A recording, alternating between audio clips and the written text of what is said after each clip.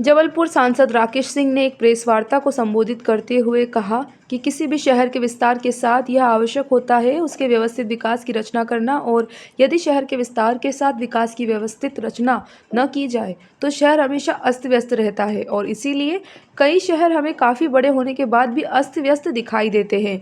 मेरी प्रारंभ से ही कल्पना थी कि शहर के व्यवस्थित विकास की रचना और तैयारी होना चाहिए, और यह तैयारी आगामी 25 वर्षों की हो, और जबलपुर की बढ़ती आबादी के कारण होने वाले यातायात के दबाव को कम करने के साथ साथ जबलपुर के सर्वांगीण विकास के लिए आवश्यकता थी कि इसके चारों ओर एक बड़ी रिंग रोड बने, और इसके लिए प्रयास प्रारंभ किए, और मेरे आग्रह पर केंद्रीय मंत्री नितिन गडकरी ने इसकी स्वीकृति दी।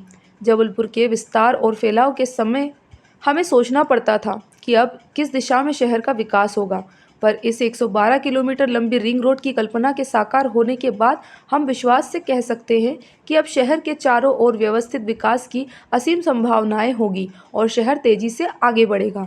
केंद्रीय मंत्री श्री नितिन गडकरी ने जबलपुर में अल्प प्रवास के दौरान सांसद निवास पर जबलपुर में बहुप्रतीक्षित flyover ring road Jabalpur Amarkantak road की राष्ट्रीय राजमार्ग बनाने की मांग की थी, जिसके फलस्वरूप श्री गडकरी द्वारा तत्काल सभी मांगों की सैद्धांतिक स्वीकृति भी प्रदान की गई थी। जबलपुर में बनने वाली यह रिंग रोड प्रदेश की सबसे बड़ी रिंग रोड होगी। इसके बनने के बाद जबलपुर शहर में आवश्यक यातायात के बोझ को कम किया जा सकेगा। साथ ही जबलपुर लॉजिस्टिक हब के सपने को शीघ्र अमली जामा पहनाने का कार्य किया जाएगा।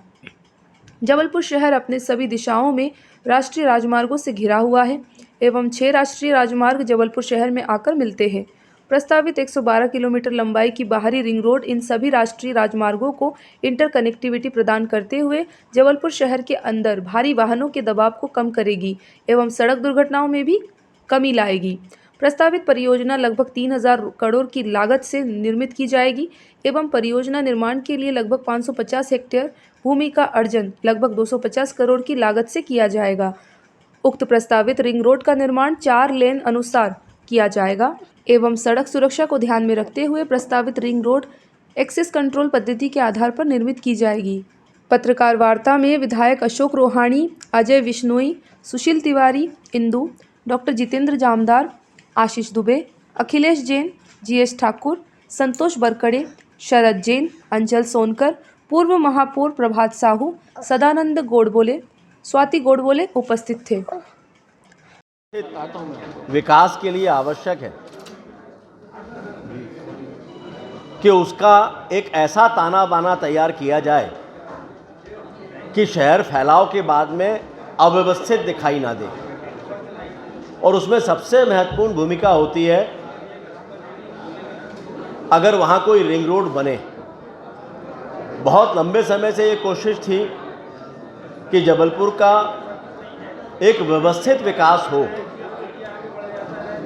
और व्यवस्थित विकास की रचना हो, और लगभग आने वाले 25 सालों की कल्पना के साथ वो विकास हो, और उस योजना के अनुसार रिंग रोड जबलपुर में बने। माननीय प्रधानमंत्री जी के विकासोन्मुखी सोच के आधार पर देश के भूतल परिवहन मंत्री माननीय गडकरी जी ने जब वो जबलपुर आए थे तो मेरे आग्रह पर जबलपुर के चारों तरफ एक ग्रेटर रिंग रोड स्वीकृत की थी।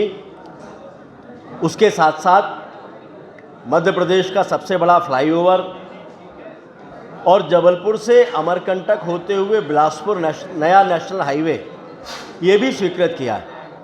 फ्लाईओवर का काम चल रहा है।